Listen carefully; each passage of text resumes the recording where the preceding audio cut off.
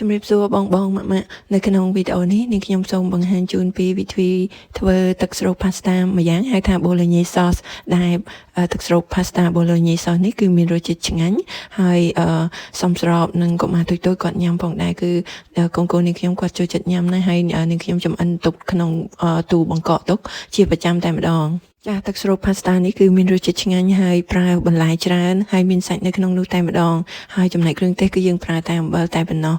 គ្រឿងផ្សំលម្អិតនិងគ្រឿងទេសដែលយកមកប្រើនេះខ្ញុំសូមភ្ជាប់ជូននៅអត្ថបទដែលភ្ជាប់ជាមួយនឹងវីដេអូនេះនៅក្នុង caption ចានេះខ្ញុំសូមចូលទៅដល់វិធីចម្អិនតែម្ដងចាគឺនៅក្នុងឆ្នាំងធំមួយគឺយើងចាក់ប្រេងអូលីវចូលកម្ដៅប្រេងឲ្យរៀងក្ដៅបន្តិចយើងចាក់ខ្ទឹមបារាំងដែលយើងបានចិញ្ច្រាំឬក៏កិនឲ្យម៉ត់ល្អិតៗហើយចូលទៅឆាជាមួយហើយនឹងមើមកិនឆាយដែលយើងហាន់ល្អិតៗហើយចូលទៅឆាជាមួយផងដែរហើយបន្ទាប់មកយើងឆាមួយសំបកហើយយើងដាក់ការ៉ុតដែលយើងហាន់ល្អិតៗហើយចូលទៅឆាដើម្បីឲ្យបន្លែនេះស្លាប់បន្តិចប្រហែលជា15នាទីទៅ20នាទីស្របពេលដែលយើងកំពុងចាំ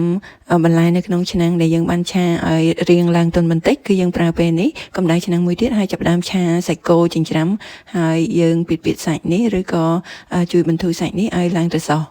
ចាបន្ទាប់ពីយើងឆាសាច់គោឡើងត្រសោះហើយប្រែពណ៌ហើយគឺយើងដាក់ទឹកប៉េងប៉ោះខាប់គឺ tomato paste ដាក់ចូលទៅឆាជាមួយសាច់គោឲ្យសព្វចាទឹកប៉េងប៉ោះខាប់នេះគឺជួយបន្ថែមរសជាតិទឹកស្រូប pasta នេះឲ្យកាន់តែឆ្ងាញ់បន្ទាប់មកគឺយើងដាក់ស្លឹក bay leaf ស្ងួតចំនួន2សន្លឹកចូលទៅក្នុងល្បាយដែលយើងឆាសាច់គោជាមួយនឹងទឹកប៉េងប៉ោះខាប់នេះ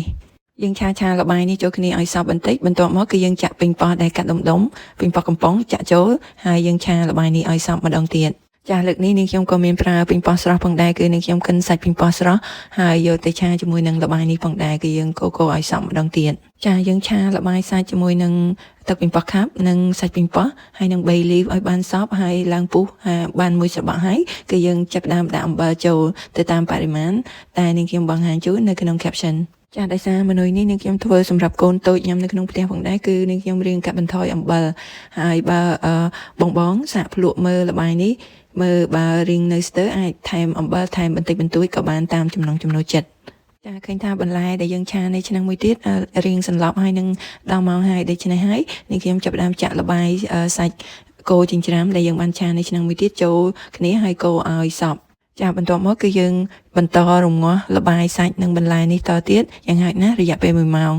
ចាយើងរំងាស់កាន់តែយូរទឹកស្រូប pasta bolognese sauce នេះកាន់តែមានរសជាតិឆ្ងាញ់ចាបន្ទាប់ពីនេះខ្ញុំរំងាស់ប្រហែលជា1ម៉ោងហើយគឺទឹកស្រូបនេះរួចរាល់សម្រាប់យកទៅស្រូបលើ pasta ហើយនៅក្នុងឆ្នាំងផ្សេងមួយទៀតនេះខ្ញុំចាប់ផ្ដើមដាំទឹកដើម្បីស្រុះសរសៃ pasta គឺយើងស្រុះទៅតាមការណែនាំរបស់កញ្ចប់ pasta ដែលយើងបានទិញពីផ្សារមកចា pasta ដែលនាងខ្ញុំស្រុះគឺដល់ម៉ោងអាចស្រង់ចេញបានហើយគឺនាងខ្ញុំស្រង់ចេញដាក់ចានមួយទុកឲ្យបាត់ក្តៅបន្ទាប់មកគឺចាប់ផ្ដើមហាន់ទៅតាមទំហំដែលកូនអាចទំពាបានហើយនាងខ្ញុំក៏មានរក្សាទុកពីចំណែកទៀតសម្រាប់2ពេលទៀតសម្រាប់កូនតូចផងដែរគឺបង្កក់ទុកក្នុងទូទឹកកកសម្រាប់2ពេលក្រោយផងដែរចាគឺនាងខ្ញុំយក pasta មកហាន់រាងល្អិតៗប្រហែលជា1សង់ទីម៉ែត្រដើម្បីឲ្យកូនតូចគាត់ងាយនឹងទំពាចាគឺការបង្កក់នេះនាងខ្ញុំប្រើ pasta ដែលហាន់ស្រេចហើយដាក់នៅក្នុងថាសសម្រាប់ផលិតទឹកកកដុំរាងត្រឹសបន្តិចសម្រាប់ញ៉ាំនៅពេលក្រោយហើយសរសៃ pasta គឺនាងខ្ញុំបង្កក់ដែរហើយបន្ទាប់មកគឺយើងដួស